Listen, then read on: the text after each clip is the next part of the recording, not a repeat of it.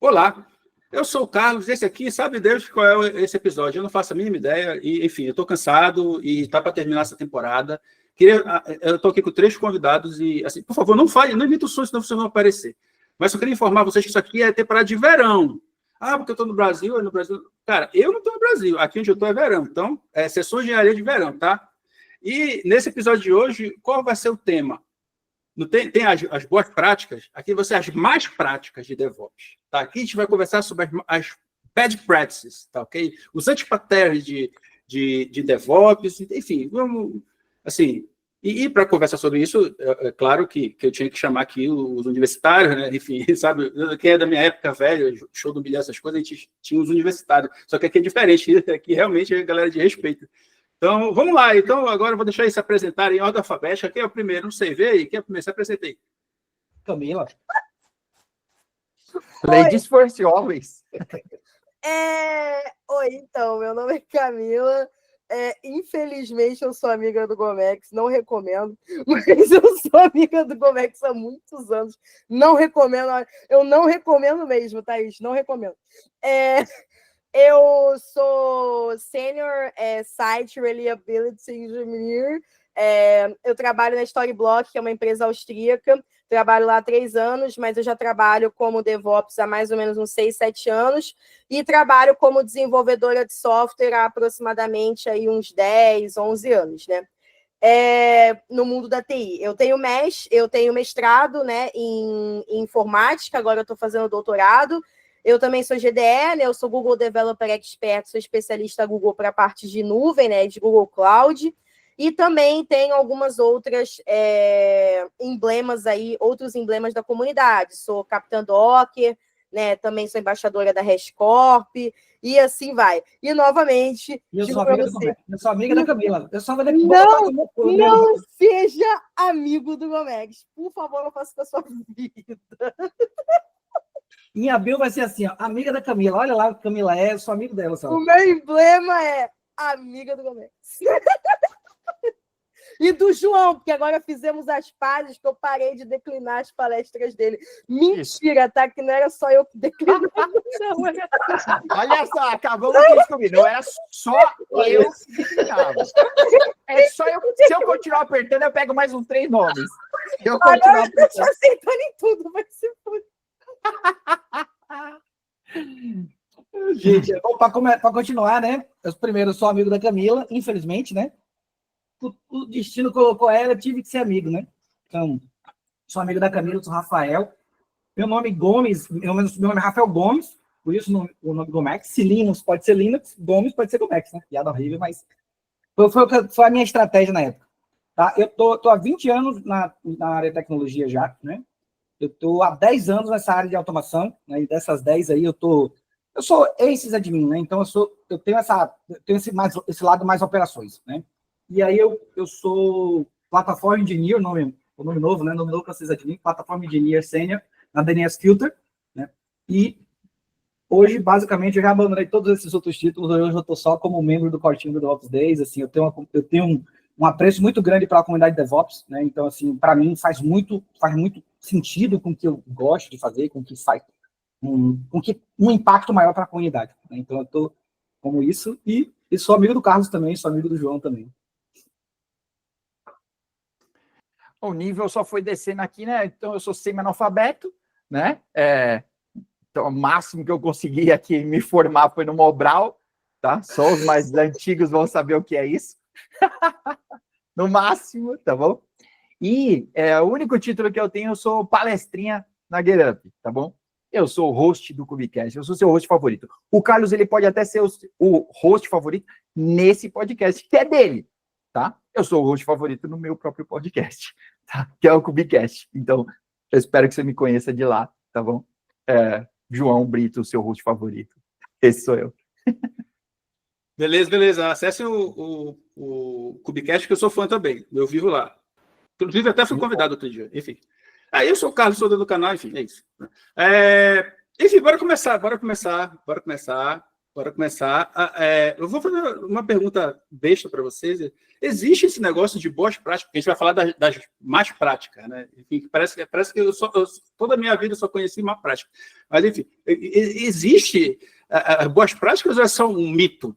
Quando a pessoa fala boa prática, assim, vocês sentem se seguram? Alguém fala, olha, mas isso é contra as boas práticas. Aí, ou vocês sentem, olha, nossa, é verdade, existem as boas práticas. Ou vocês pensam, esse cara tá falando besteira aí, pô, de boa prática. Eu nunca vi isso. O que, é que vocês acham sobre o termo boas práticas? Porque assim, o DevOps ele tem um problema que as outras não têm, né? Ele não tem um manifesto formal, assim, não tem um negócio tá aqui escrito, saca? E o próprio Patrick Debois já falou várias vezes que o propósito era esse mesmo, ele não queria dizer o que era verdade. Então é muito difícil você cravar o que seriam as boas práticas, né? É mais difícil você cravar. É muito melhor você falar do que não fazer e do que algumas pessoas fizeram e deram certo, saca? E aí isso deu naquele livro, Accelerate. Então, lá no livro ele fala sobre isso, ele fala assim, eu não quero dizer o que você tem que fazer. O que eu vou lhe apresentar eu estou lhe apresentando as empresas, grandes, médias e pequenas, e estou lhe dizendo, dentre elas, qual é a porcentagem delas que são bem-sucedidas financeiramente por adotar determinadas práticas. E quem não adota determinadas práticas ganha menos dinheiro, tem menos lucro. Então, tipo assim, isso foi legal. O Accelerate, eu acho que, para mim, foi o grande marco, assim, das publicações mais formais, que estabeleceu isso, né? E porque você tem outros livros, você fala, pô, Rafael, e o Handbook DevOps é muito bom, mas ele não se propõe, pelo mais que o nome se coloque assim, a ser um manifesto, entendeu? Eu acho que talvez o Accelerate, colocando isso, né, tipo, diretamente conectado com o negócio, fez com que isso tomasse essa proporção. Porque quando você vai para o campo das ideias da discussão, Agile e tudo, a galera não está nem aí. Mas quando você aponta como a sua empresa pode ganhar mais, pode entregar mais fazendo isso aqui, e não é porque eu acho, é porque tem dados. Eu acho que isso colocou em outro lugar, eu acho que o Accelerate ajudou muito a gente a chegar nesse ponto. Né? Assim, essa é a minha opinião. Quero ver o Camilo e o João acham sobre isso. Eu vou, para a gente deixar a opinião embasada aqui para o final, eu vou já falar bobagem aqui no caminho. O que eu gosto muito do Accelerate é que ele começa mostrando dados, né? E como eles pesquisaram, como eles fizeram tudo aquilo. A leitura é até meio chata no início, né? Você fala, tá bom, mas me diz quais são as 10 práticas aí que eu devo fazer. Ele não vai te dizer, não espere isso, né? Mas ele vai te mostrar como ele pesquisou, por quê, e tudo mais, essa metodologia que eles usaram. Eu gosto muito disso, porque não tem um único jeito, né? Eu acho que a conclusão do Accelerate é isso, não tem um único jeito. Tem o jeito que mais pessoas se deram bem, e tem o jeito que mais pessoas se deram mal, né? Você ainda pode fazer do jeito que todo mundo se deu mal e se dá bem? Pode. Tem exceção para tudo. Agora, você está começando do zero, quer jogar no certo? Vai no da maioria, né? Dados aí, né? Tipo, poxa, não, eu acho que eu vou construir meu próprio Kubernetes aqui. Tá bom, constrói. Ué, sei lá, tá bom? Tem 1 zilhão de pessoas que estão fazendo deploy em Kubernetes. Você quer construir seu próprio? Faz. Eu continuo vendendo. Se quiser compra comigo. Se não, se quiser fazer o seu business, ó o jabá aí, Carlos. Não deixa, corta. Cara, eu concordo muito com essa parada do Handbook, porque a gente fala que ele é um livro mais cabeceira, né? É um livro muito mais para você consultar, porque a leitura dele, se o Accelerate, eu confesso que o Accelerate eu não cheguei a ler, mas assim, o Handbook, o Phoenix, tipo assim, Projeto Fênix e tal, o Handbook, ele é bem chato, assim, tipo, ele é uma leitura bem arrastada, que eu acho que ele é muito mais, assim, uma parada de você pegar aos poucos, do que nem o Fênix, que é uma historinha, de fato, baseada no Handbook, né, que você fica ali, né, lendo como que os caras implementaram, né, a cultura, enfim, né. E aí, em relação a essa questão, eu também concordo muito com o João, de que, tipo assim, cada um tem a sua metodologia, né? Então, às vezes a gente está num DevOps Days ou num evento de infra, e aí tem aquelas palestras, né? Como eu implementei DevOps na minha empresa. Só que, tipo assim, eu acho que, até entrando na nossa vibe de DevOps palestrinha, né? Eu acho que tem 2 erros nisso, né? Primeiro, a galera sempre mostra muito o que é maneiro e o que deu certo. E não mostra que as coisas também dão errado, tá ligado? Não mostra troubleshooting, não mostra erros. por exemplo, nos meus live codes, até os que são gravados, eu gosto de mostrar, pô, galera, deu um erro 500 aqui, pô, essa documentação aqui que eu estou tentando seguir, não consegui seguir dessa maneira, ou porque está desatualizado, ou porque, sei lá, na minha máquina não funciona, tá ligado?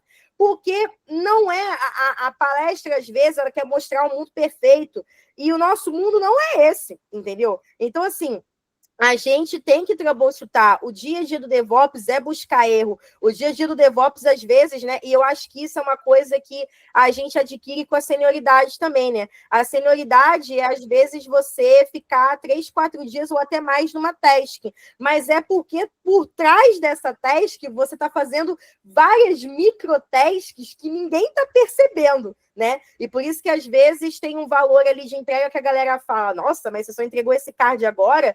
Mas, tipo, não, na verdade, se eu fazer aquele poker, Agile Poker, ele tem um valor bem alto aquilo ali, porque tem muita coisa por trás, né? E a segunda coisa que eu acho que a gente erra em não mostrar os erros, né, também, é que essas palestras de cultura, isso não se adapta para todo mundo, né?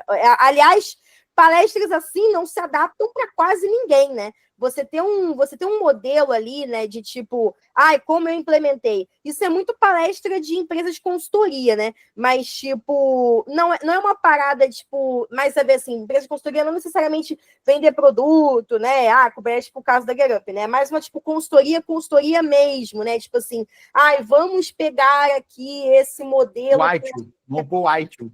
Isso, tipo assim, pegar esse modelo cascatão com essa infra toda VM, num Windows Server lá da casa do cacete, e vamos tentar transformar isso no DevOps. E aí, tipo, ou a galera quer milagre, ou a galera muitas vezes quer ter container, quer ter as ferramentas, porque é maneiro, porque é cool muitas vezes, mas não quer mudar os processos. Isso já aconteceu numa empresa que eu trabalhei, numa famosa empresa de televisão. E aí, o que aconteceu na minha equipe é que, tipo assim, os caras queriam implementar as ferramentas de mercado, Kubernetes, Docker, Terraform, TAWS, TGCP, multicloud, mas os caras queriam trabalhar com cascatão. Isso não dá para implementar com DevOps, porque DevOps é muito, assim, uma coisa está assim, aí amanhã já está assado para um escopo longo. O projeto que começou de um jeito, no final, ele não faz mais sentido nenhum. Então, você tentar falar para as pessoas, assim, implementa DevOps assim, mas qual que é o tamanho da sua empresa? Quais são as necessidades, né? Ou o problema, a pergunta que a gente sempre faz, né? Qual é o tipo de problema que você está tentando resolver? Porque, às vezes, né, eu amo Kubernetes, mas às vezes não vai ser Kubernetes que vai resolver seu problema. Às vezes não vai ser o Terraform que vai resolver seu problema. Às vezes tem ferramentas que a gente não conhece ou que não tem tanta visibilidade de mercado que, para o seu caso, vão ser melhores. E aí tem o terceiro problema, que eu já vou encerrar porque eu estou falando para cacete, que é tipo assim, o problema das boas práticas para mim também é que, às vezes, infelizmente, só fica num mundo de fantasia, né? A gente olha isso nas palestras, a gente lê os livros, a gente fala com as pessoas entre si ali nos networkings, mas ali, no dia a dia de trabalho, se tem alguém que canta mais alto e quer daquele jeito, seja um CTO, seja um VP, e uma pessoa que, às vezes, entende muito menos do que você para aquilo, né? Mas se ela quer daquele jeito, acabou, por mais que você fale, não, cara, mas essa metodologia vai ser melhor, mas essa ferramenta vai ser melhor. Aí tu tem que ficar patinando, ou então você tem que ficar fazendo POC, provando pro cara que, na real, aquilo ali é eficiente. Exatamente, money talks, tá ligado? Então, assim, às vezes, você pode falar da boa prática, mas a má prática vai prevalecer por uma série de motivos.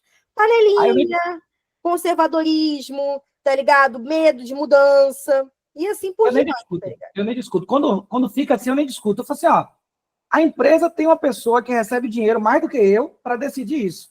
A pessoa, eu apresentei todos os argumentos, ela decide fazer do jeito dela, tudo bem, eu faço. E você paga para consertar depois mesmo que eu sei.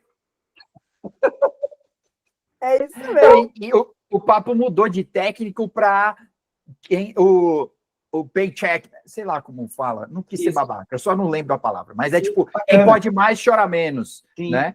É tipo, o crachá mais alto decide. Então não é mais um papo técnico, é só me diz o que você quer. Mas perceba que a maioria das más práticas, velho, elas são implementadas por conta de uma coisa que não é técnica. Porque, tipo assim, a maioria das más práticas é receio das entidades superiores em fazer determinadas coisas para que elas aconteçam. Quando chega para um cara e fala assim, velho, você não pode fazer um deploy a cada semana, não. Você tem que fazer, sei lá, vários deploys por dia. Você tá maluco, filho.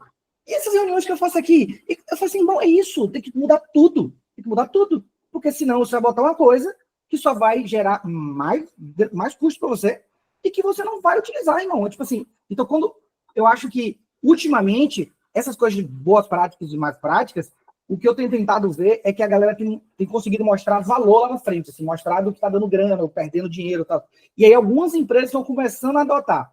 Né? Por exemplo, esse rolê de plataforma engineer, na minha opinião, é a melhor prática que você pode fazer quando você está pensando no processo de uma empresa média e grande. Você tem que ter uma plataforma. Você não pode trabalhar do jeito antigo. Então, tipo assim, então isso já se consolidou meio que uma prática, já deixou de ser uma boa prática, porque ninguém, os novos, a galera já caminha para lá, né?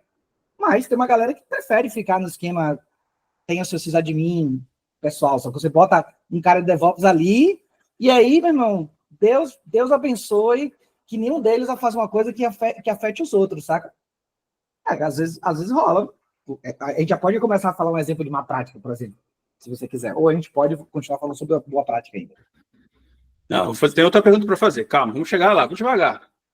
Quem é um... Imagina vocês, sei lá, são super-heróis, sei lá, são Hulk, sei lá. Quem é o inimigo do DevOps, o verdadeiro inimigo? Pelo amor de Deus, não fala de pessoas, pelo amor de Deus. Enfim, estou brincando, responde para vocês bem entenderem. Mas quem é o maior inimigo do DevOps? Quem é que o DevOps tem que derrotar? O desenvolvedor. Que... Não, mentira! Parei! Mentira! Às vezes é assim. Às vezes é o desenvolvedor. Mas eu ia meter uma frasezinha de efeito aqui, que eu ia falar do status quo. Mas que eu acho que é um lance de tipo, poxa, sério que a gente não pode sentar aqui e conversar e chegar num acordo, inclusive com os devs, e tipo, tá, o que vocês tanto precisam? Né? E, tá bom, olha, dentre tudo isso que vocês precisam, eu posso fazer essa parte. Tá? Essa outra vocês vão ter que ceder um pouco. E a gente chega num lugar, né, na plataforma, que o Gomex estava falando. Então, tipo, eu acho que é a tão sonhada, né, comunicação aí do DevOps, né, a tão sonhada integração entre os times, eu acho que esse é o maior inimigo, né, a comunicação que não ocorre. Né? A gente não consegue ultrapassar isso. Não sei como, depois de tanto tempo, mas a gente ainda não conseguiu vencer isso, eu acho. Não, eu concordo. Pode falar. Eu acho que é bem isso que você falou. Eu zoei a parada do dev, mas eu acho que assim, né? Onde eu trabalho, as coisas são maneiras porque a nossa comunicação, no geral, é muito boa. Então, se eu preciso falar com o dev sobre um ambiente, ou preciso implementar uma feature que vai ajudar ele, ou preciso, sei lá, melhorar qualquer processo para ele, a gente puxa o cara e tem uma reunião na hora, ou a gente conversa entre mais 2, 3 back-ends para entender as necessidades, ou puxa o tech lead dos caras e resolve, entendeu? Agora, tipo, a grande dificuldade para mim, geralmente, era essa, a de comunicar e entender qual era a necessidade. Porque, geralmente, era sempre isso, né? Eu preciso de ambiente. Eu quero deployar. Mas eu não tenho... mas eu quero testar. E é, tipo assim, mas assim, tem muito... Bate em várias questões, como, por exemplo, acesso, segurança, né? Nível dessa segurança, porque às vezes assim, o dev não vai saber fazer determinadas coisas de infraestrutura, ou dependendo do que ele rodar ali, ele vai ferrar com outras coisas ali por baixo dos panos. Então, assim, eu acho que, no geral, o problema é muito do meu lado, né? Assim, comunicação e também freios burocráticos, né? Uma coisa que eu tinha muito problema também era não ter acesso ao todo, né? Hoje eu estou numa empresa que eu tenho liberdade na AWS, na infra, então, tipo assim, coisas muito específicas eu não tenho acesso, tipo assim, a organização do GitHub, não tem acesso, ok. Mas, assim, para mim, e o pior, nessa época eu trabalhava como MLOps, e eu não tinha acesso a uma AWS. Então, o que eu tinha que fazer? Eu tinha que pegar abrir um ticket, pedir para a galera de segurança lá criar uma VM para mim, que eu faço em 1 minuto. Aí eu tinha que pegar, pedir para o cara criar a VM, aí criar o security group com as regras que eu queria, não sei o quê. E às vezes um processo que era para ser em 5 minutos, eu demorava 3 dias para ter uma máquina virtual. Então, de novo, para a gente que trabalha com DevOps, o DevOps anda muito de mão dada com processos ágeis, né, em geral. Pô, eu demorar 3 dias para fazer uma máquina, tipo assim, muitas vezes eu ficava ali plantada no trabalho sem fazer nada. Eu ficava vendo live da Twitch, sem sacanagem. Eu realmente ficava fazendo isso. Porque, tipo, cara, eu não tinha acesso a nada. Eu não podia fazer nada. Aí eu codava algumas coisas, mas nem eu, que era DevOps, eu podia deployar as minhas próprias coisas. Então, assim, eu acho que além da comunicação, essa questão da burocracia, né? Porque, de novo, a galera tem medo de mudar. Então, a galera não dá os acessos para quem está tentando mudar as coisas. Então, o processo continua o mesmo. Cascata, alta burocracia, ainda continua com alta hierarquização, né? Então, continua desse jeito. Não, total, concordo plenamente.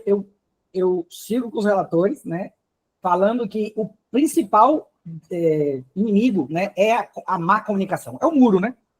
O muro da confusão. Aqui a gente sempre falou, tipo, sempre quando a gente fala sobre DevOps, né, a história do DevOps, existia esse muro da confusão, né? Que você não fazia essa comunicação. Eu acho que o DevOps derrubou esse muro, pelo menos metaforicamente, assim, numa ideia. Hoje, por mais que as empresas não adotem 100% o DevOps, existe alguma comunicação entre esses dois mundos, né? Mas eu acho que o maior problema é quando as pessoas não conseguem entender a dor dos outros, né? Por mais que você comunique, você não entende. E aí, quando você fala assim, ó, eu preciso subir um Kubernetes aqui. O cara, nada, Kuber é o quê? Quer subir um cluster de um bocado de máquina? Eu só quero que você me dê uma, para eu subir meu projeto aqui, ó. Aí você fala, irmão, deixa eu falar para você, ó. Eu vou subir tudo isso aqui. Porque quando no futuro, daqui a um tempo, você precisar, você não vai precisar pedir para mim. Eu vou lhe dar uma interface, você mesmo vai entrar lá e vai subir sua parada. Então, tipo assim, me dá um tempo. E aí, tipo, e aí a gente entender a dor do cara, e aí tentar trabalhar com ele também, dar alguma coisa temporária para depois migrar. Esse tipo de coisa, eu acho que o DevOps, né, colocou luz nisso, e agora as empresas, as mais práticas, na minha opinião, são mais práticas que são com base nisso. É a pessoa que chega lá e fala assim, beleza, tá aqui meu software, então roda nisso aí. Aí você fala, irmão, olha como o seu código está escrito. Isso aí, você já viu o 12 Factor? Aí já entra em outra melhor prática, né? Você já viu o 12 Factor? Então, olha o 12 Factor aqui, ó. Aqui vai ser, isso aqui ó, vai ser agora a nossa Bíblia.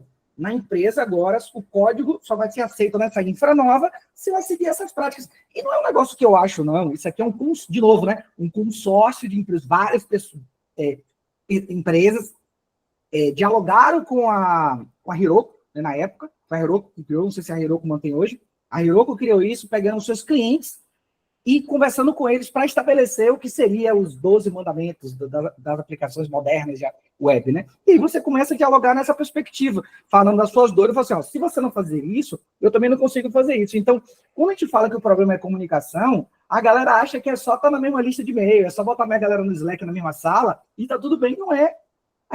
E o que Camila falou, eu concordo mesmo também. Esse domínio sobre o outro é importante.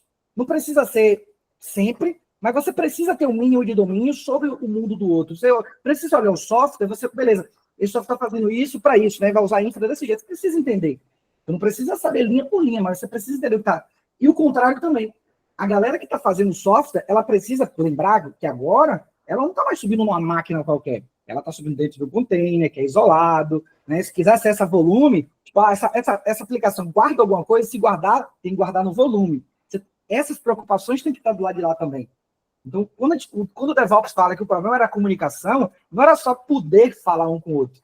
É que um também consiga sentir a dor do outro ali, porque o que o DevOps se proporciona é ajudar todo mundo, né? Que é a ideia do esforço coletivo, né? Cada um com sua responsabilidade, pensando sempre em como resolver a dor do outro, tanto de um lado quanto do outro. Assim, é o que eu acho. Eu queria só acrescentar um lance que eu acho... Eu queria que na linha do tempo fosse mais rápido. Mas eu acho que a gente foi para um outro... a gente saiu de um extremo e a gente foi para o outro completo, onde todo mundo acha que pode tudo, né? A Camila estava falando, tipo, esquece segurança, esquece...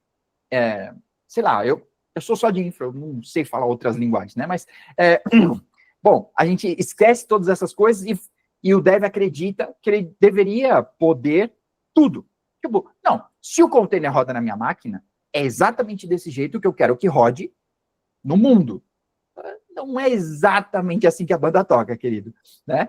E aí, mas eu também acho injusto, né, eu esperar que o dev entenda, né, capabilities, né? Eu conheço muito cara de infra que não entende. Então, tipo assim, é injusto, eu acho, né?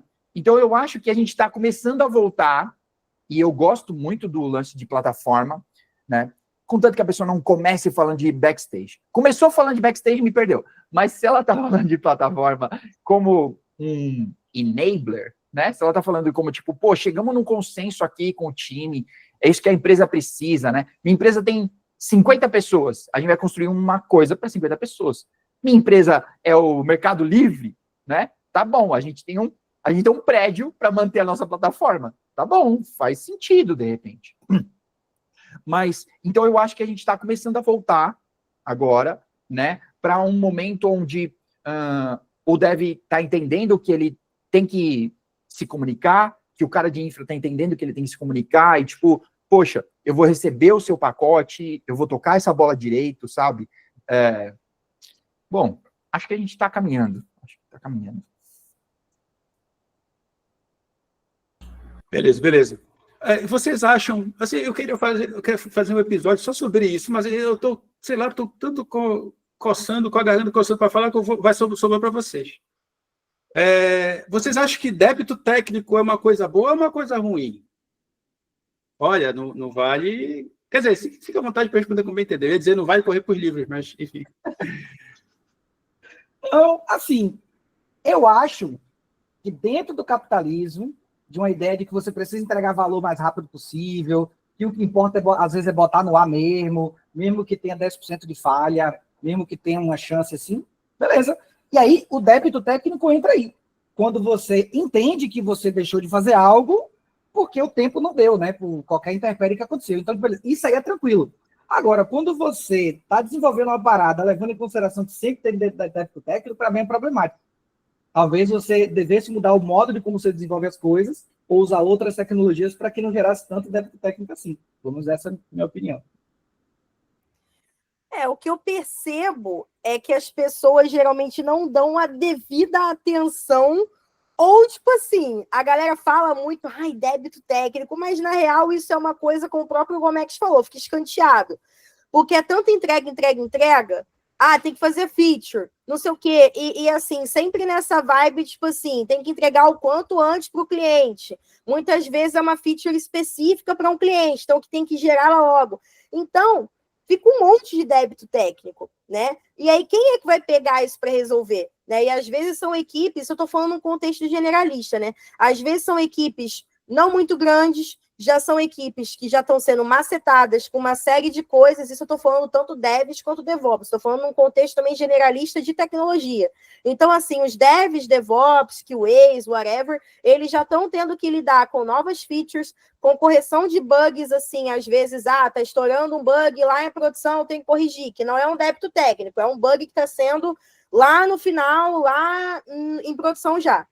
Aí, assim, esses caras que já estão tendo que lidar com esse monte de coisa, feature específica para cliente, feature nova para poder alcançar um concorrente de mercado, ainda tem que lidar com débito técnico, né? Então, assim, o débito técnico, ele sempre vai existir, que nem o Gomex falou, nesse circuito que permeia a gente de entrega. Mas eu sinto que, pelas prioridades, ele fica escanteado. A gente sempre acaba pegando, tipo assim, quando não tem nada para fazer, mas assim, quando é que não tem nada para fazer? É quase impossível, tá ligado? É muito difícil, entendeu? Eu gosto, eu estou imerso de um tempo para cá no mundo de segurança, né? Estou me voltando mais para aí. E eu prefiro a palavra dívida técnica do que débito técnico. Débito técnico parece algo que a gente vai pagar. Dívida técnica é como o Serasa que me liga todo dia de manhã. Serasa, só para, tá bom? Eu não vou te atender. É isso, esquece, já te bloqueei. Porque é tipo, é o backlog infinito, esse lance, sabe? Vou abrir um parênteses aqui, hein, Carlos. Tem um lance meio filosófico, assim, que a gente está perdendo sobre gastar dinheiro, né? Gastar dinheiro, quando você tirava o dinheiro da carteira de papel, tá? Para quem não sabe sobre isso, geração Z, o Pix impresso, né? Quando a gente tirava, a gente perdia uma coisa, tem um lance psicológico sobre isso, você perdia uma coisa para ganhar uma outra, tá? Então, você trocava, né, um montão de dinheiro por um iPhone, né? E por aí vai. Hoje nem dá para trocar dinheiro no iPhone, né? Você tem que deixar chegar de carro com aquilo todo de dinheiro. Mas, beleza.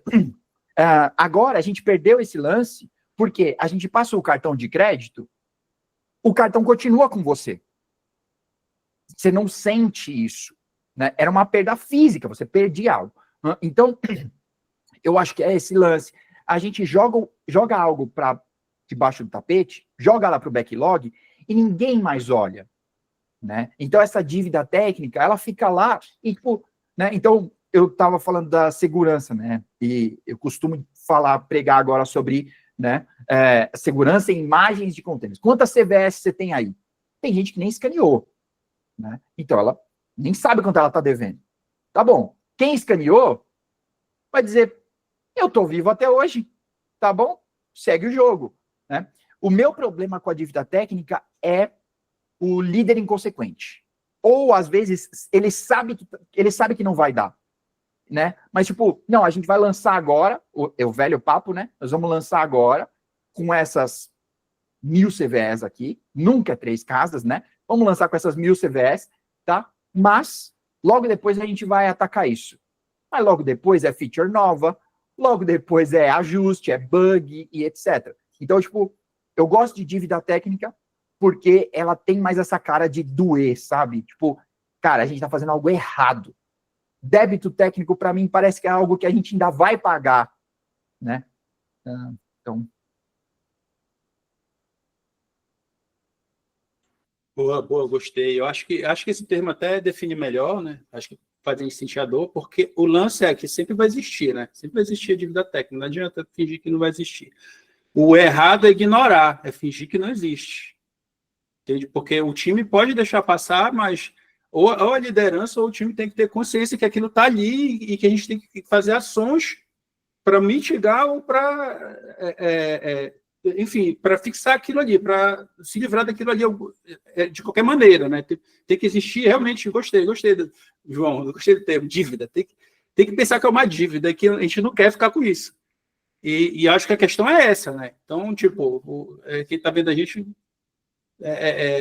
vocês têm que tomar cuidado com a dívida técnica e dar importância para ela, e sempre saber que ela está ali, porque hoje em dia os hypes aí estão fazendo a gente abraçar isso, né? Tipo, a gente tá, nossa, não é que, olha, eu sei que está ali, vai existir, eu não estou nem aí, vai mesmo, e aí não vai demorar muito tempo para a gente se ferrar, né? Todo mundo se ferrar.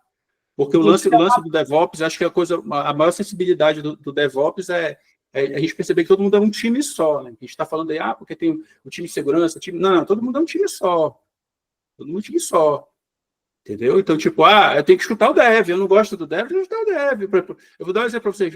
Na época que eu criei o canal, muito tempo da minha vida eu odiava o Java. Eu pensei, não, vou começar a chamar meus amigos do Java.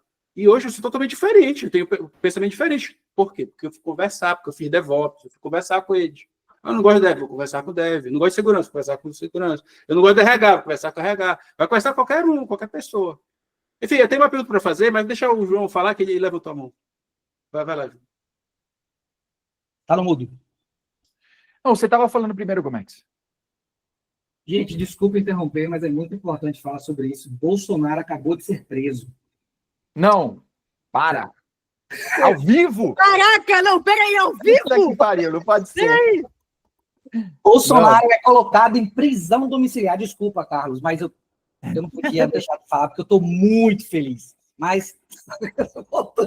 Mas por que? Desculpa. E agora, no seu podcast do Carlos Nogueira. Caramba, cara, que da hora, hein? Vocês estavam falando, né? Atualizou meu Blue Sky, aí apareceu aqui, urgente. Eu falei, que porra foi essa? Terremoto? Não, Bolsonaro é colocado em prisão domiciliar. Que felicidade. Hoje eu vou dormir. Isso é um débito técnico bem resolvido. Isso é um Porra. débito Aí, técnico da democracia brasileira. Estava lá atrás, socado lá em algum cu de backlog, e aí moveram para Doni, mas é isso, família. Dívida técnica se resolve assim. Eu gostei do termo dívida técnica, porque dá essa sensação mesmo, né? Mas, de novo, velho, de novo, a gente vai no mesmo problema. O problema é como a empresa se propõe a fazer as paradas. Não há nenhum problema em existir a dívida ou débito técnico. Ele está ali codando, fala assim, velho, se eu parar para fazer isso, eu vou perder o time de não sei o quê. Beleza, manda. Escreve dívida técnica. Como é que meu time faz? Meu time tem a dívida técnica já entra na próxima sprint. Então, tipo assim, eu não boto num lugar separado, ela entra na próxima sprint. Aí, na próxima sprint, a gente vai conversar e falar assim, dá para fazer isso agora? Porque é um negócio meio sprint, meio Kanban, né? Mas, tipo assim, o problema tá ali na nossa cara o tempo inteiro. A gente não bota ele num saco e esquece, saca? É tipo, tá ali, né? Então, a gente tá olhando o tempo inteiro, por mais que fala assim, agora eu não tenho tempo. Aí a gente começa a falar, pô, e o risco disso com o passar do tempo, né? Mas, de novo, o problema é como se faz, né? Débito técnico vai existir, até porque às vezes não é nenhuma parada que você pensou, você calculou. Às vezes você está lá no processo na frente e tinha uma parada lá atrás que você não fez, aí você fala, anota e depois resolve. Eu concordo com você. Eu acho que, para mim, esse problema está na liderança. Tem muito líder que se esconde, dizendo que, tipo, o time. Olha, o problema está na liderança. É você que prioriza, não é o time. Né? Vocês podem, de repente, até entrar em acordo, tá? Mas eu não conheço time que fala mais alto que o líder. Por mais que ele queira, né, ganhar alguma coisa, olha, priorização ou definição até, né? Eu gosto desse lance do Gomex olha, a gente não vai jogar num lugar onde ninguém olha, né? Se a gente precisa resolver esse lance, tem que deixar ali e tem que resolver, sabe? Então, dívida técnica, eu acho que tem tudo a ver com, quer dizer, uma grande dívida técnica, né? Tem um pouquinho, tá tudo bem, né? É igual, tipo, vou dever o Bradesco. Tudo bem, normal. Agora, né, dever muitos, né? Como eu vou pagar a fatura do Nubank? Sei lá. Agora, dever todo mundo que tem para dever, aí eu acho que é um problema de liderança, né? É um problema de escolhas aí. Eu só queria falar rapidinho que a gente também faz um processo bem parecido, né? Justamente pro negócio não ficar embaixo do tapete, né? Porque eu já trabalhei em equipes em que a gente trabalhava débito técnico separado de feature, de bug. Aí o que acontecia? Sempre apareciam coisas na frente, o débito técnico, né? Que eu também gostei muito do nome, né? Dívida técnica, né? Muito melhor. E que eu acho que expressa muito melhor o que é de fato, né, o débito técnico, é uma dívida mesmo, porque, inclusive, vários estouros que a gente teve aí famosos aí, Log4j, teve lá teve um outro lá famoso, que eu esqueci o nome do Windows, né? Todos esses surgem de falta de atualização, coisas que às vezes são muito básicas para a gente, né? Mas que a gente não prioriza, né? Então, eu vou fazer uma atualização que nem, por exemplo, de um security patch do teleporte, ou eu vou fazer uma feature nova, sei lá, aqui do dev, não sei, vou implementar uma pipeline nova para o cara.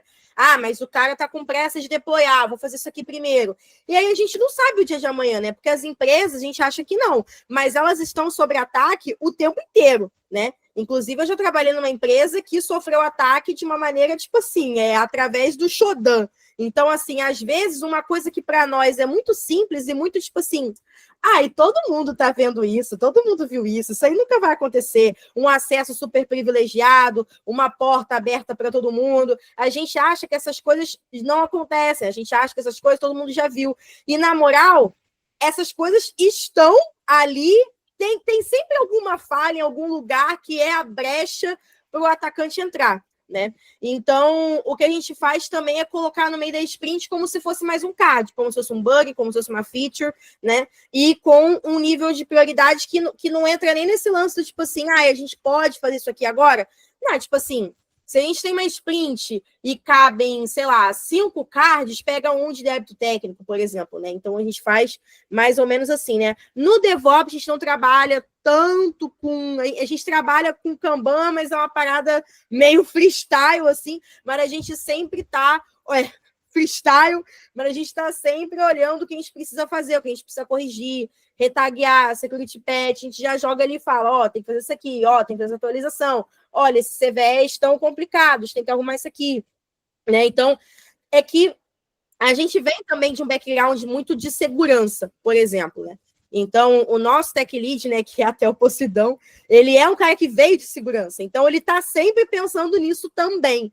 Então, não fica só no lance do DevOps. A gente tem uma cabeça DevSecOps por default, que até, na minha opinião, né, DevSecOps, né, eu acho que já tem que ter segurança por default, né, a gente não precisa ter uma palavra para falar sobre isso, né, até porque a infra sem segurança, o que é? Então, a gente vai estar sob ataque e sujeito a problemas o tempo inteiro. Então, isso já tem que ser por default, independentemente de ter um termo ali a mais ou não. Mas é basicamente isso.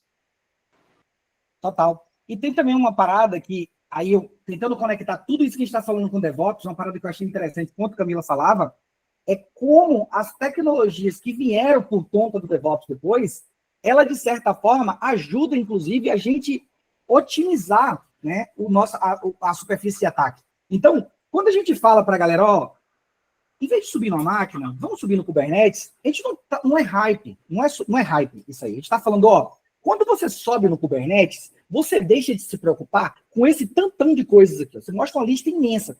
Eu não preciso se preocupar com máquina, atualização de máquina, pacote e firewall, não precisa nada. Você vai me dar seu código e eu vou colocar dentro de uma infraestrutura que é totalmente controlada por mim. E aí, quando você mantém essa infraestrutura, o mínimo que se espera é que dentro dessa estrutura, a cadeia do que você gerencia direito. Você atualiza os pacotes, você mantenha tudo certinho, né? Porque o DevOps, né, no final das contas, quando vai para esse mundo de plataforma, eu acho que ela meio que tenta fazer isso. Ela tenta falar assim, ó, desenvolvedores, eu já entendi a dor de vocês. Vocês querem decidir o sistema operacional de vocês, né? Beleza, toma aqui o dó. Né? Vocês querem... Eu acho que foi meio que... Claro que não foi uma conversa real, tô falando meio engraçado, mas como se fosse um negócio assim, que o DevOps se comunicando com os devs, né? Pô, quais são suas dores? Pô, eu não posso rodar na minha máquina, aí fala que na minha máquina funciona e não funciona. Então pronto, tá aqui o Docker. E o que é mais? Aí eu acho que as soluções do Kubernetes mesmo é uma solução do próprio Docker, né? E o Docker depois vira um câncer, né? Tipo assim, vira um negócio que vai se reproduzindo automaticamente e virou um grande problema. Na maioria das empresas, né, ali no comecinho da adoção do Docker, o Docker foi um grande problema para a maioria das empresas. Todo mundo, meu Deus, o que eu faço agora, né? Beleza, subir. E sobe onde? Né? A Rancher, inclusive, na época, tipo, nadou sozinho durante muito tempo. Tipo assim.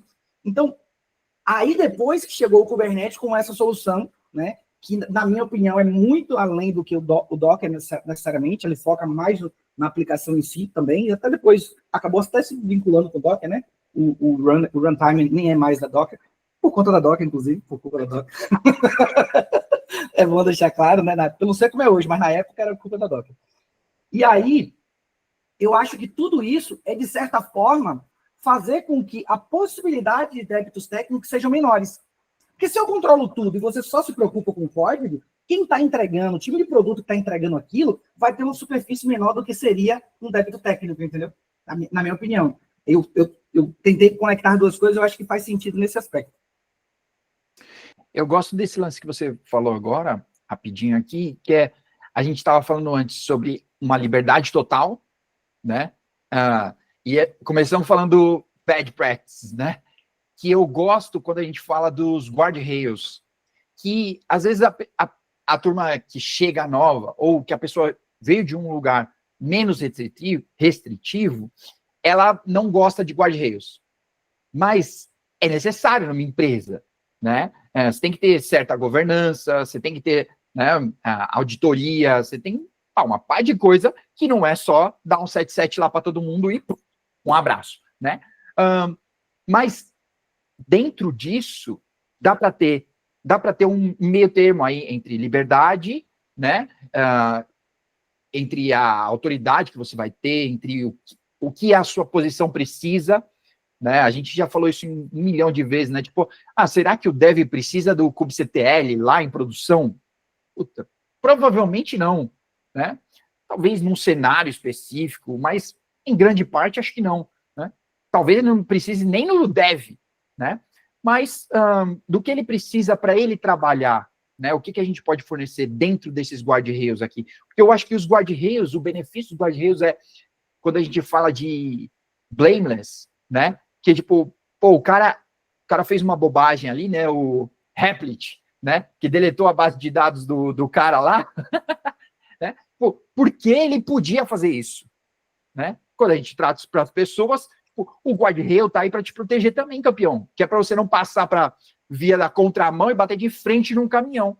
Se você bater aqui no controlado, né? Tá tudo bem, tá no controlado, tá? Você tá a 60 e o cara da frente também tá a 60. Agora, se você bater a 60 contra 60, eu não vou me atrever a fazer essa conta, eu sei que é morte. Esse é o resultado, tá bom? Então, esse é o lance dos guardrails. E tem uma parada, inclusive, do Kubernetes que você falou, que eu acho que o Kubernetes, database, né? Que você falou, o problema que teve lá.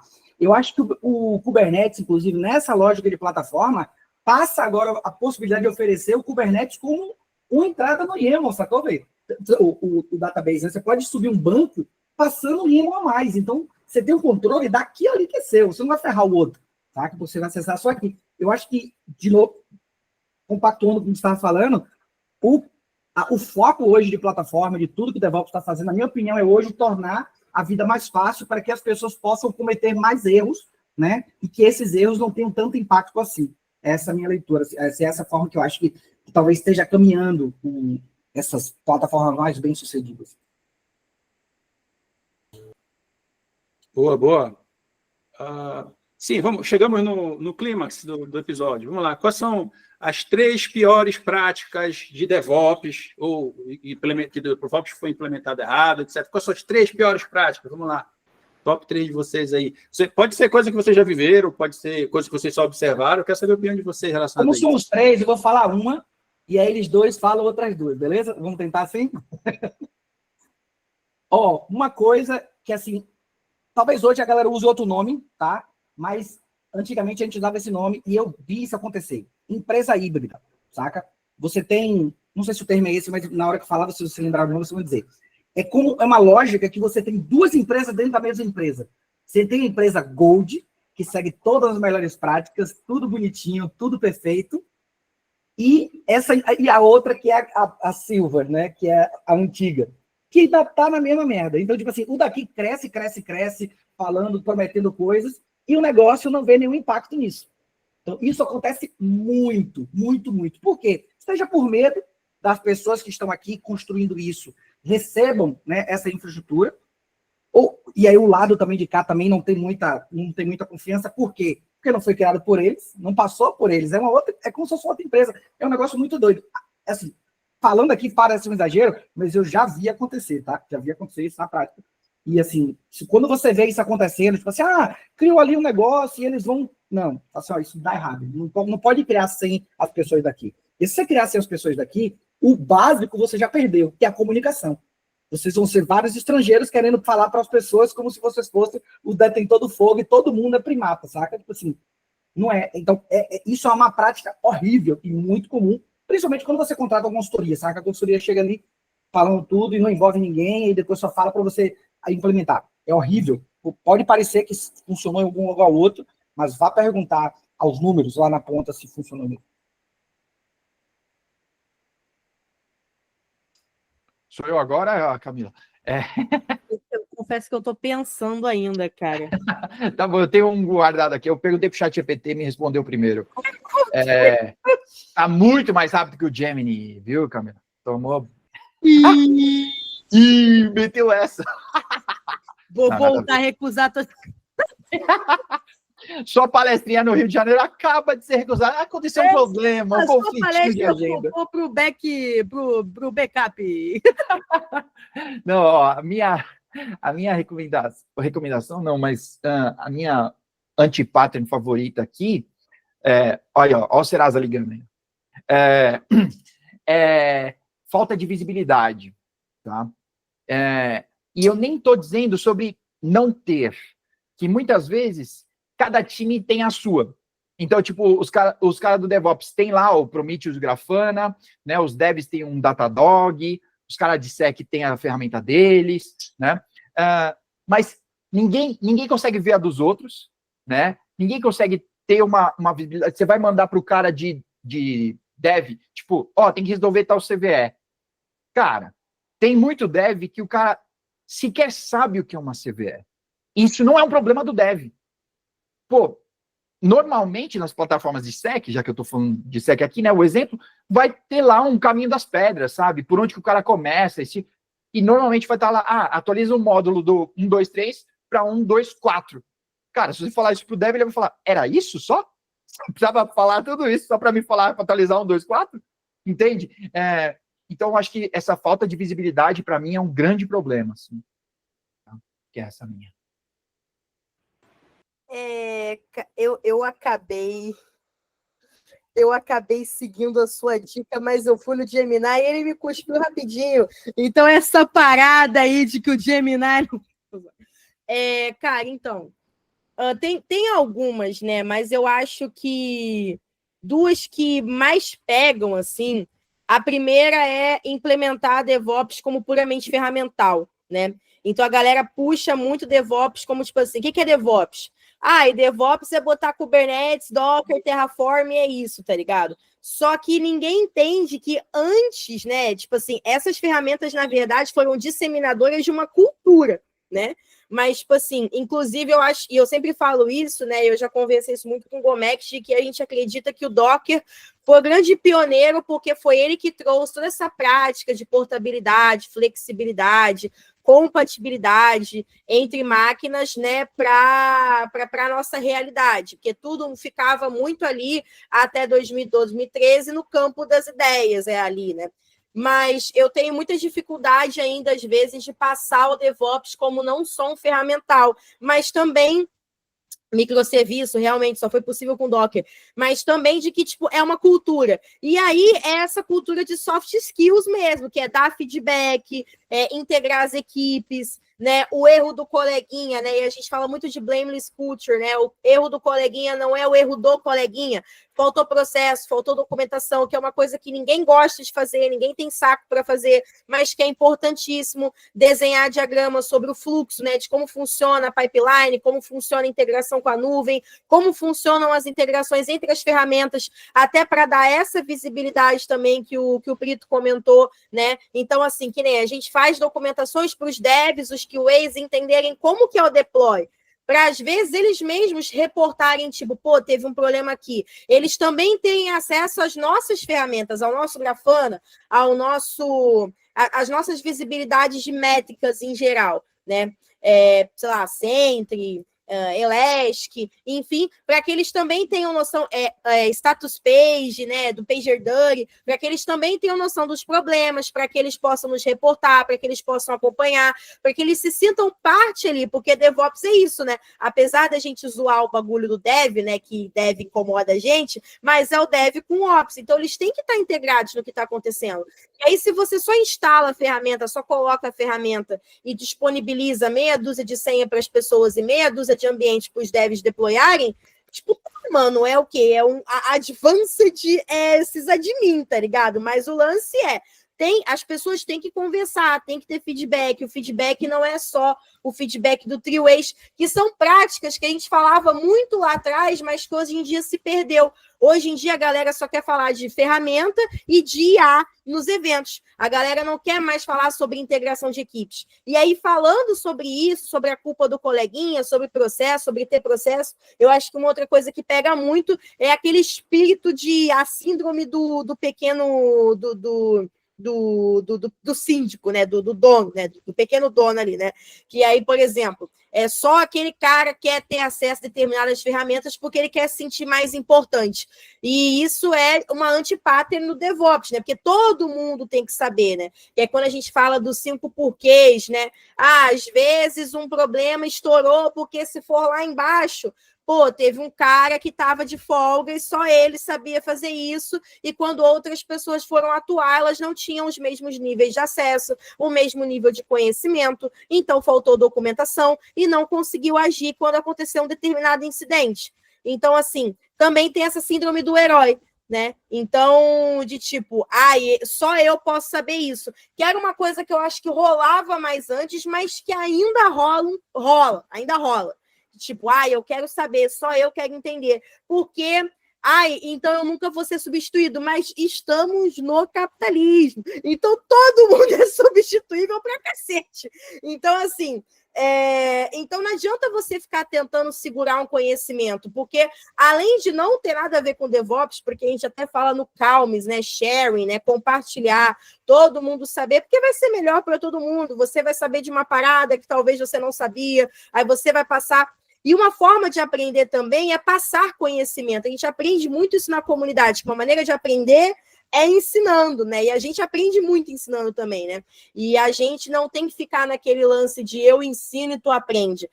As palestras, os eventos, as documentações, as trocas entre equipes, na verdade, são trocas, né? Mas a gente acaba se perdendo muito nisso, nessa síndrome desse pequeno dono e nessa síndrome também de achar que o DevOps virou puramente ferramental. Até porque, como tem esse monte de hype, esse monte de evento também, a galera vê ferramentas, fica com o olho desse tamanho, quero implementar. E voltando ao papo que a gente teve lá atrás, né, nem sabe se realmente isso faz sentido para o seu negócio.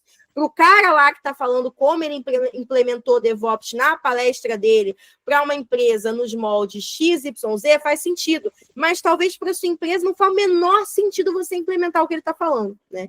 Então, acho que para mim é isso. Total. E quando a gente fala que o dev é um problema, baseado no que você falou também, inclusive, o maior problema que a gente tem com os devs é eles perceberem que eles são parte do problema. Que eles, tipo assim, quando a gente traz muita coisa legal para os devs, a gente, no meio dessas coisas legais, a gente traz a responsabilidade que anteriormente era só nossa. Então, tipo assim, por isso que é muito difícil, e assim, e aí já entra numa última de prática, não deixe de entregar a parte da responsabilidade aos desenvolvedores, porque você vai cair no mesmo problema. Você vai ter um problema no futuro, que o seu time de operações vai querer ter o controle, porque cabe a ele só a responsabilidade, né? Então você tem que compartilhar a responsabilidade. Então tem que botar no on-call também, a galera vai ter que sentir na pele, porque só sentindo na pele, eles vão querer resolver o problema realmente também. Eu queria dar meus 2 centavos aqui, se me permite, uma dica de carreira aqui, que, olha, ser o champion, ser o super-herói é legal, tá? Não vou mentir e dizer, todo mundo tem que te perguntar, é top. Você ser o detentor do poder é legal, tá bom? É massa, tá? Você não poder tirar folga porque as pessoas te ligam, eu sou muito importante, eu não posso dormir, tá? É legal. Até um certo tempo, né? Depois que a gente fez 40, né, Carlos? Aí sai caro. Uma noite não dormida, demora para voltar. Mas eu quero te dizer, a dica de carreira vem agora. Quem não compartilha, tá? Quem é muito pró naquilo, tá? Adivinha quando o seu chefe vai te promover? Adivinha quando o seu chefe vai te tirar dali? Nunca. Porque você não compartilha, não tem mais ninguém que sabe fazer aquilo. Não tem mais ninguém que você trocou ideia e que a pessoa pode ficar de plantão.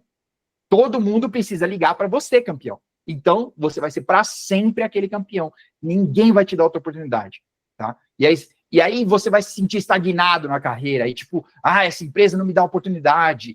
Eu vou para outro lugar, eu sei muito mais do que isso. Não. Você, sênior, que não compartilha, você não é sênior. Eu vou te dizer isso aqui na sua lata, assim. Você não compartilha, você não é sênior. Você pode saber tudo. Eu sei codar o Kubernetes. Parabéns. Você não compartilha com ninguém, você não sabe nada. Nada. Você não sabe o simples, sabe? Que é compartilhar com alguém. Sabe esse pod aqui? Olha, muda esse parâmetro aqui, você vai ganhar milissegundos. Sabe? Então, é isso. Boa. Agora vamos para o momento Lucas. O Lucas sempre manda umas perguntas para mim, sempre deixa todo mundo de saia justa, né? E tipo, já percebi que as perguntas sempre é a mesma pergunta. Então, eu vou repetir a pergunta dele. Imagina que vocês estão no ambiente ideal, de acordo com o contexto que vocês quiserem, mas tipo, dentro daquele contexto, as boas práticas estão sendo implementadas, as boas práticas de DevOps estão sendo implementadas. Me digam 3 coisas que vocês odeiam no DevOps nesse ambiente. Tipo, está tudo certo, mas 3 coisas que vocês odeiam que vocês... eu poderia melhorar isso, evoluir isso. Eu não estou falando de anti-patterns. Agora estou falando de boas práticas. Vocês estão com uma boa prática em um contexto específico. Vocês podem escolher o contexto. Tá tudo DevOps implementado do jeito lindo, mas você tem 3 coisas que vocês odeiam. Por favor, citem as 3 coisas que vocês odeiam do DevOps. Eu odeio o tempo de resposta para você fazer uma validação de uma hipótese com IAC. Eu acho que ainda é grande. Às vezes, para você fazer uma coisa no mundo de desenvolvimento, é muito mais rápido você testar uma hipótese, e às vezes você faz uma parada de infraestrutura, você demora muito tempo. Então, aí você, tipo, a galera, às vezes você quer oferecer uma parada que é melhor, não sei o quê, mas como a gente não desenvolveu tecnologia suficiente, se a gente não evoluir várias outras coisas, é mais difícil fazer isso. Então, eu acho que o tempo de resposta no IAC, se eu pudesse resolver, não tem uma solução ainda, mas se eu pudesse resolver, seria isso, primeiro. O segundo é o Ansible vai ser escrito em Python. O Bruno vai me matar. O Bruno Rocha vai me matar. Sim! Então, o Bruno Rocha vai me matar. Ele vai falar, pô, ele vai me dar um monte de solução para resolver os problemas. Eu não queria ter o problema, sacou? Tipo, você não queria ter o problema. Esse é o ponto. Tipo assim, é treta demais, né? Tipo assim, quem já precisou usar Ansible para muitas coisas, muitos conectores, já passou por isso, né? Tipo assim, uma biblioteca que mudou e aí muda o comportamento, começa a dar uns logs escroto, dá umas paradas doidas, tipo assim, você fala, o que é isso aqui? Sabe? É porque, assim, eu acho que se fosse reescrito em Go, né? E aí, levando em consideração as outras ferramentas, como elas adotaram a escrita em Go, tipo Terraform, por exemplo. Imagina que a gente tem um Ansible na mesma pegada do Terraform, saca? Erros claros, diretos. Tipo assim, o problema é que a forma como isso foi desenvolvido, eu acho, né, por ser uma comunidade e tal, gerou essa coisa mesmo. E tá tudo bem, é uma ferramenta muito boa, né? Atende a sua expectativa, atende o que se propõe, mas se eu pudesse resolver, eu resolveria isso. Que é muita treta. É muita treta, tipo assim, todos os pacotes. Aí tem um pacote que mudou de Docker para Docker não sei o quê, para PyDocker. Tipo assim, no 2.7 o nome era outro, agora tem que ser esse. Eu falei, pô, velho, eu precisaria mesmo. Então, agora parando para fazer isso, tipo assim, eu fico nessa coisa, pô, tanta coisa que eu tenho que fazer, eu vou ter que ficar falando que o pacote mudou. Tipo, não poderia ser uma coisa mais simples, que ele já percebeu, e ele mesmo tem uma ligação que baixa o outro, porque é um pouco do que o Go faz, né? O Go já agiliza, sabe? Sobe que o... Então, assim, a minha visão de quem não é um desenvolvedor, é bom falar que eu não sou um grande desenvolvedor. Então, assim, alguém vai falar, pô, Gomex, mas desenvolver isso em Go, da forma como o Python faz, vai ser mais difícil. Beleza. Mas eu tô falando assim, o que normalmente as ferramentas entregam em Go e o que o Ansible tem entregado em Python, para mim é problemático, eu não gosto.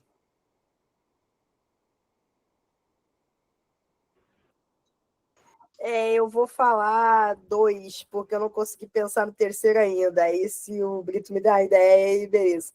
Cara, eu falei muito sobre isso, mas eu odeio fazer documentação, cara. Eu odeio escrever, cara. Eu odeio escrever.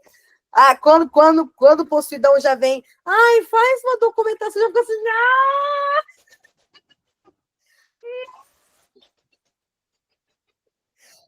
pega lá, faz o fluxo lá da AWS, de como funciona. Nossa, depois eu não, pede para o Marcelo, não pede para mim. Cara, detesto escrever e tal. Aí, às vezes, tipo assim, claro, né, a gente usa o ChatGPT, Gemini da vida, tem que colocar de acordo com a empresa e a gente não vai ficar colocando coisa da empresa num chat público, né? Então a gente dá ali uns tapas ali, mas tem que colocar a informação da empresa. Eu fico... Então, tipo assim, cara, eu detesto fazer documentação. E a outra coisa que eu sempre tomo porrada, e aí que a Rescorp não me ouça, é importar recurso do Terraform. Meu Deus, que inferno, cara. E aí eu importo, aí eu uso Terraformer, eu tenho problema de compatibilidade no meu Mac, aí eu vou tentar importar, aí o meu estado quebra, aí dá uns lock merda, entendeu? Um saco, um inferno. E a outra, assim, cara, importar coisa que tá pronta para dentro de Terraformer é um caos, tá ligado? É um caos.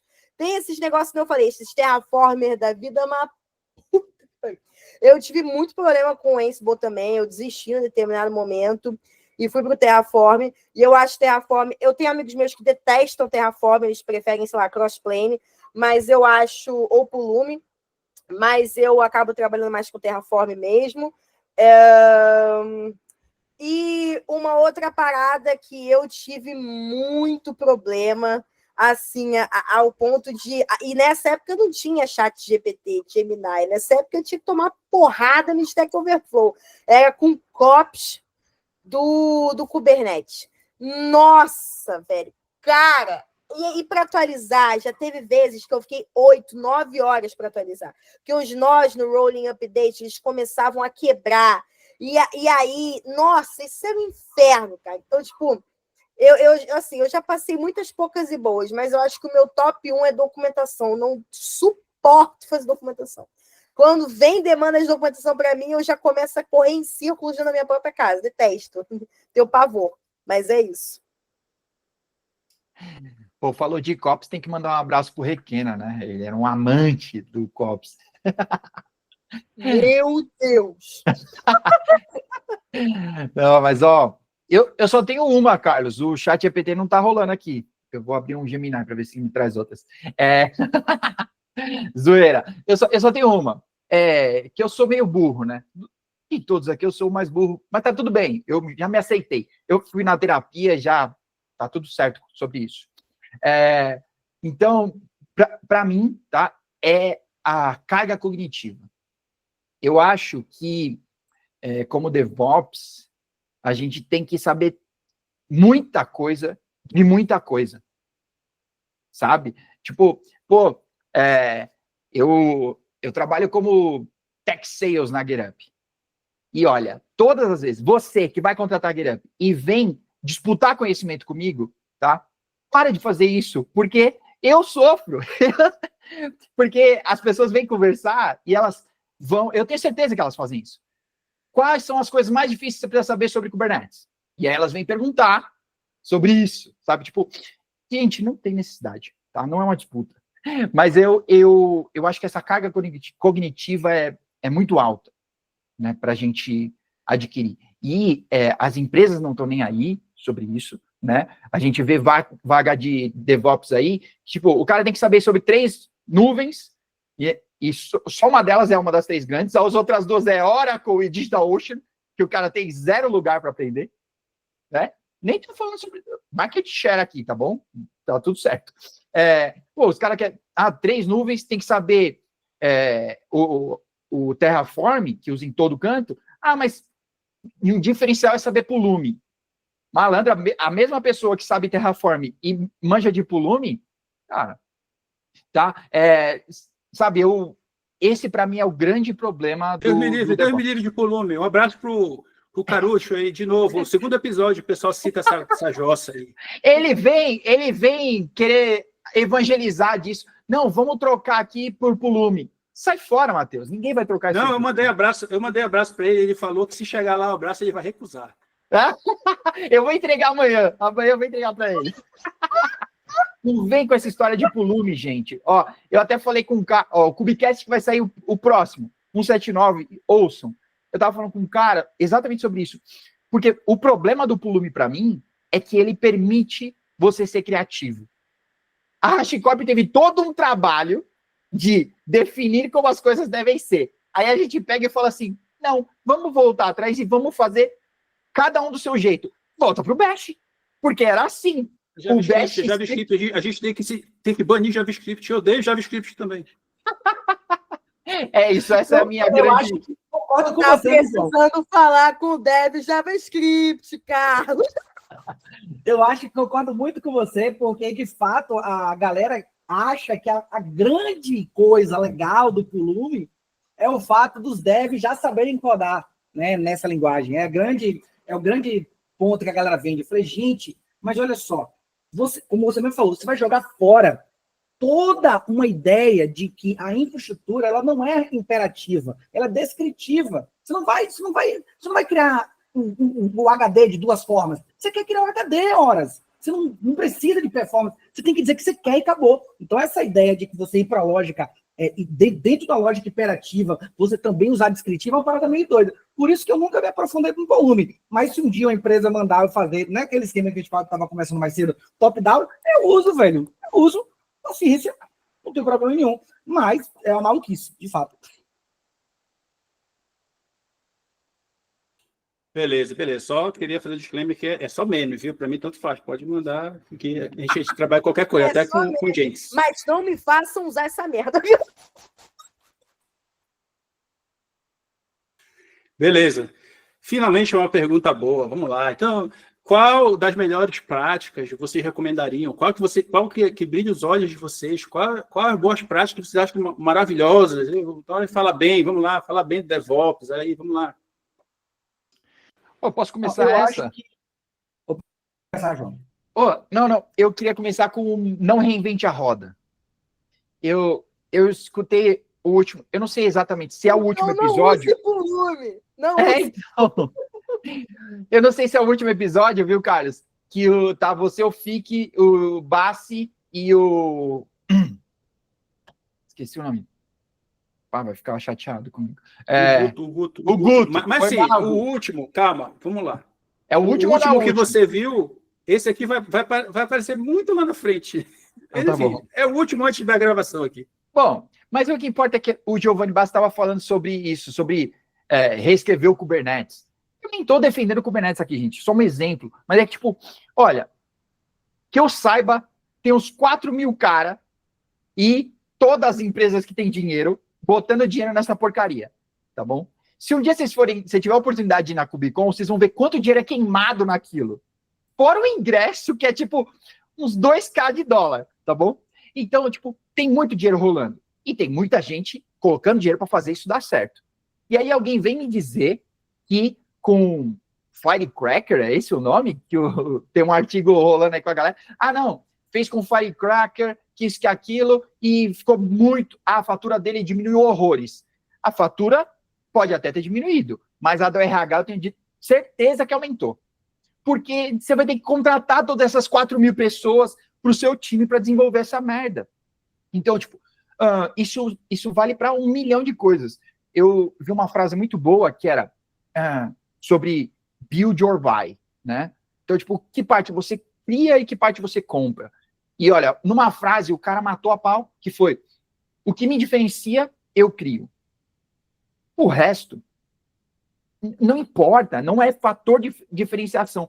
Se você está competindo com alguém por quem tem a plataforma de orquestração mais foda, aí tá bom, isso é o seu diferencial. Agora, se não é, qual que é o Uber que chama mais rápido?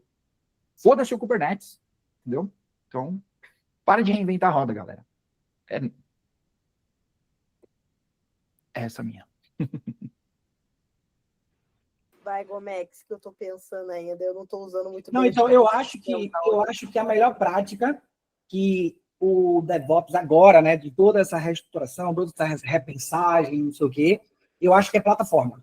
Assim, se eu lhe digo assim, foque em o mais rápido possível, não entregar tudo de vez, mas para pensar em construir, para pensar na lógica de plataforma.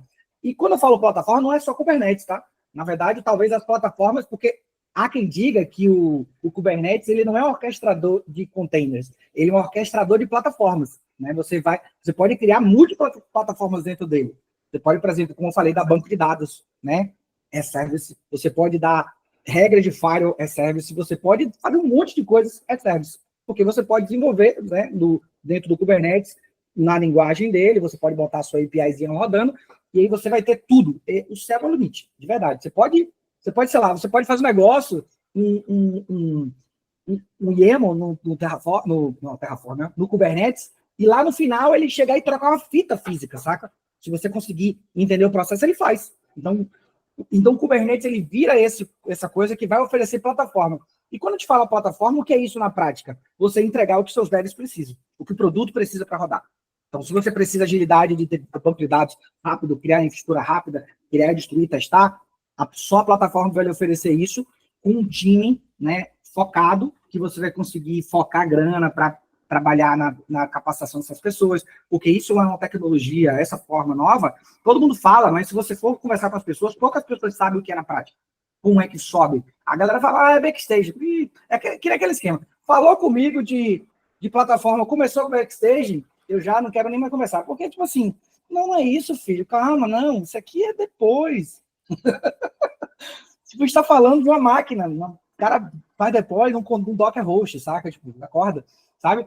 Então, plataforma, na minha opinião, é talvez a melhor prática que eu posso indicar para as pessoas. É a que eu mais gosto, pelo menos. Porque une dois mundos, né? Une a minha vibe antiga de sysadmin, de tomar conta da infraestrutura, de oferecer, de pensar na minha infraestrutura, agora pensando ela como produto, né? A atender. Porque isso eu falava, eu já pensava, não com esses nomes, desde quando eu estava lá conhecendo DevOps no começo. Eu falei, velho, que incrível! Então agora eu posso oferecer uma parada para o time de dev e ele parar de encher meu saco, ele mesmo fazer o deploy. Isso é incrível, tipo assim, sabe? Então, isso está agora, 10 anos depois, acontecendo de fato. Com isso, tem plataformas, softwares e mais softwares para cada sentido, né?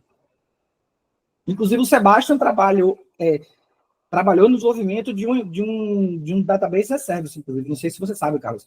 Talvez se quiser chamar um dia hoje para falar só sobre isso, o projeto é incrível. É software livre. Ele já veio aqui e já falou sobre isso, já. Tu sabe. Já falou. Foda-se. Enfim.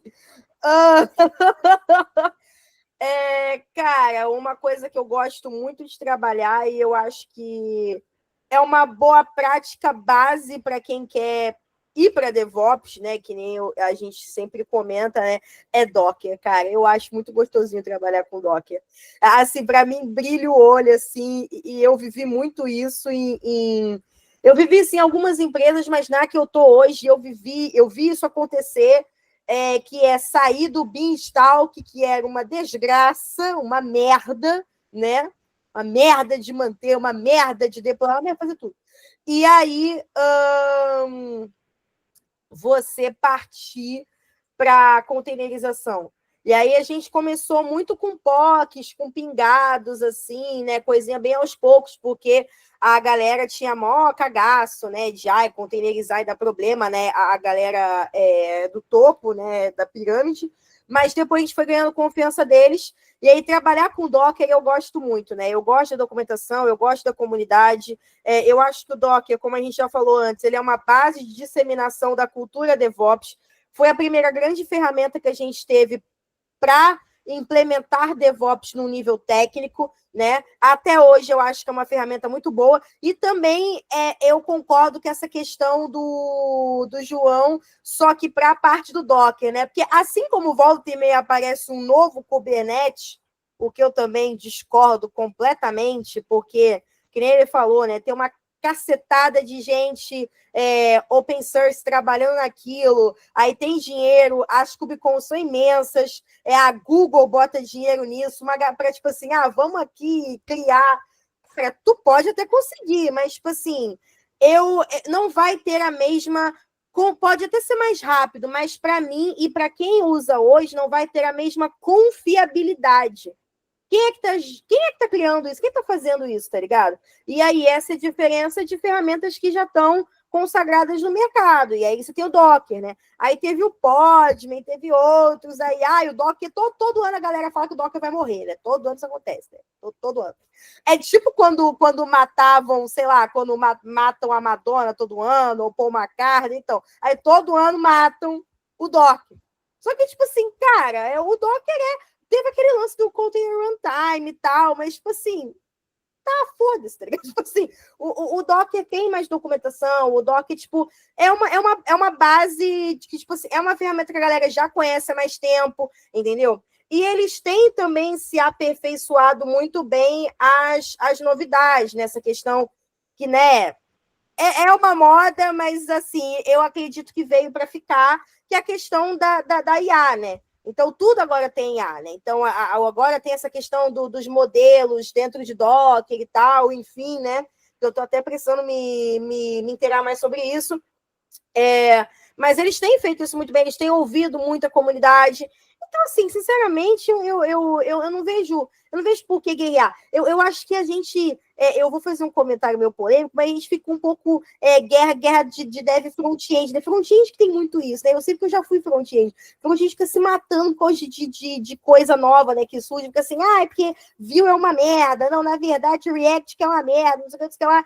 E, tipo assim, cara, eu acho que não existe ferramenta. E aí, tipo, muita treta em comunidade de JavaScript. E, assim, eu acho que isso tem em qualquer comunidade, qualquer parada de TI, mas eu vejo isso bem forte, assim, em algumas comunidades de front-end. Mas, assim, eu acho que no final de tudo, né, não tem essa de a melhor ou a pior ferramenta, tem aquela que funciona para o teu negócio e que traz confiabilidade. Então, eu vou usar uma parada que tem atualizações mais constantes. Então, tipo assim, a gente até teve recentemente uma palestra sobre módulo de Terraform, e, assim, por que eu vou usar módulo que um cara tem lá 300 anos no GitHub que ele não atualiza faz 2 anos?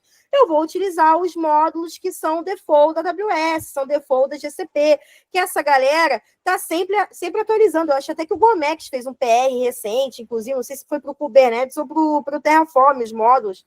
Foi o provider do AWS. Isso, provider da AWS. A galera realmente trabalha nisso, porque eles usam isso. Então, se eles precisam mudar, são os próprios usuários que mandam os PRs. Então, não tem por que você, como o Brito falou, reinventar a roda. Então, não, eu vou criar meu próprio negócio, porque, tipo assim, cara, eu acho que juntos nós somos mais fortes do que chegar um cara lá e, eu vou fazer. Isso não é comunidade, entendeu? E eu acredito muito no potencial da comunidade também nisso, né? Eu até queria acrescentar uns centavos aqui, que é o lance da Docker foi a mesma coisa, né? Sempre é grana, né, gente? A gente tem que entender que são empresas e as empresas precisam ganhar dinheiro e patrocinar as pessoas. É desse jeito que funciona o capitalismo. Quando algum outro modelo vencer essa guerra, aí a gente troca o disco. Mas, nesse momento, é esse o modelo que vigora. Então, a Docker tinha que ter cedido lá atrás e tudo mais. Os caras também querem uma fatia desse bolo, gente. É isso.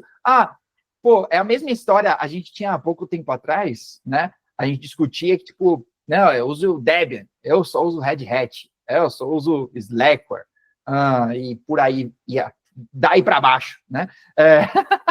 Eu só uso Debian. Só uso Debian. 25 anos. Não tem por que mudar. É isso. Mas, tipo, grande parte desses projetos, né, tem alguma empresa por detrás. Tem uma grana por detrás. Tem, sabe, por mais que a gente tenha a comunidade e tudo, o Kubernetes não seria 10% do que ele é se não tivesse tanto dinheiro injetado. Né? Então, a gente tem que sacar que isso também faz parte. Né? Valeu. Beleza. Enfim, agora vamos...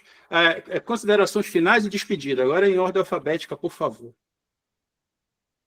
Vai lá, Camila. Nossa, de ordem alfabética tá sendo uma merda, hein? Com todo respeito.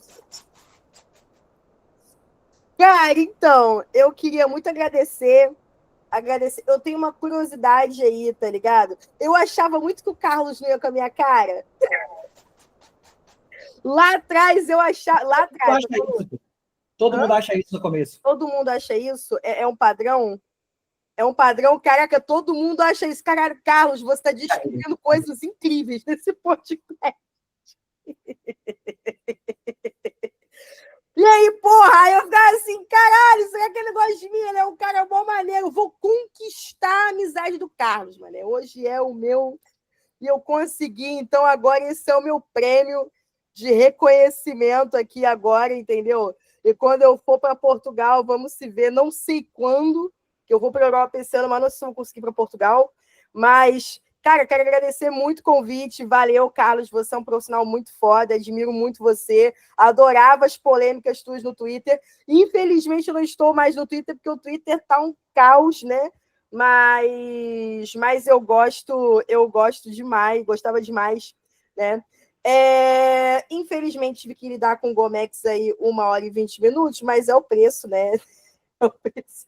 Mas, enfim, gente, valeu demais. Qualquer coisa que vocês precisarem, falem comigo. DevOps é maneiro, parece que não às vezes, mas é maneiro.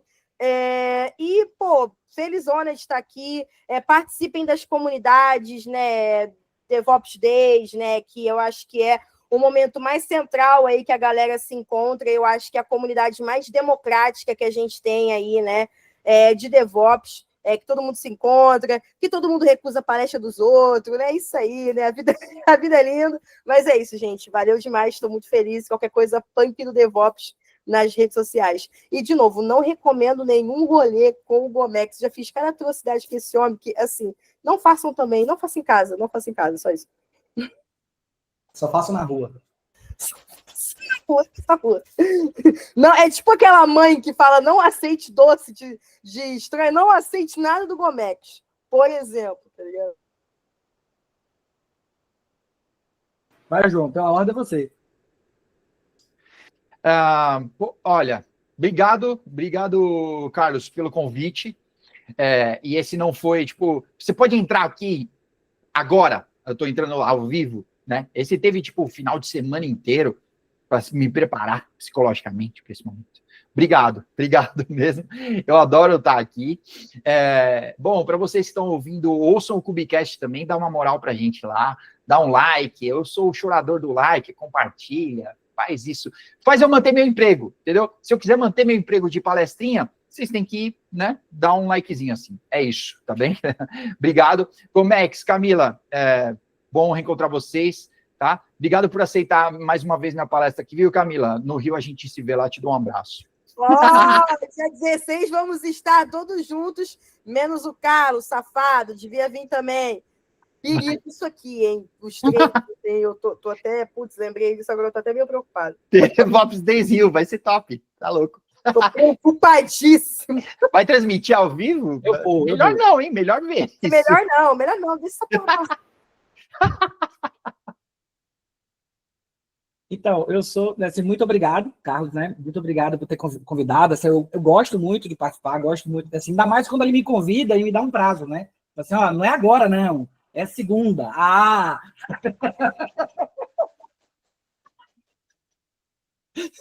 Porque agora ele tá agendando, tá massa. Coitado do Requena. Episódio passado eu chamei de cima da hora, coitado, e nem pôde participar. Mas enfim, continua.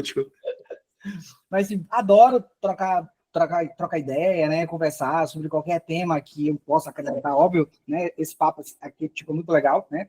Assim, aproveito também para fazer propaganda de algumas coisas, né? Principalmente DevOps Days, né?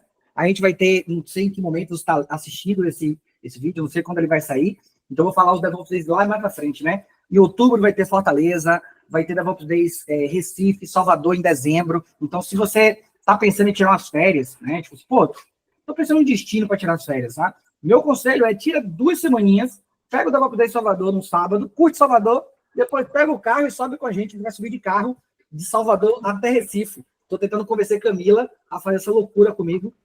Não é convencer, eu tenho que ver o meu calendário do doutorado. Porque não dá, às vezes, para você ir para o evento e tirar férias, né? Aí você quer tirar um evento na Europa, uma dica também já, inclusive, né? Pô, pega um evento, pega uma viagem próxima ao Cubicon, saca? Que já pega ali a Cubicon, curte seu rolê e fica todo mundo bem.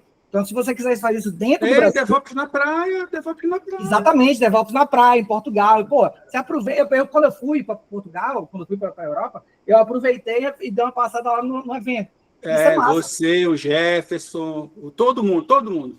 É massa, e assim, aproveita. Então, as oportunidades que a gente tem no Brasil, dá uma olhada, devopsdays.org, vai ter lá events, você vai ver todos os eventos que já estão confirmados, e de cabeça eu tenho esses aqui que ainda vai acontecer mais para frente, né? Dia 16 agora a gente vai estar no Rio, mas vai ter DevOps Days BH, DevOps Days Garanhuns, DevOps Days Fortaleza, que já inclusive esgotou o 3º slot, se você não correr, você vai perder. Então tem uma série de DevOps Days que vai acontecer e eu vou estar na maioria deles. Então vamos tentar se encontrar lá, né? Pra gente se bater, vai ser muito legal.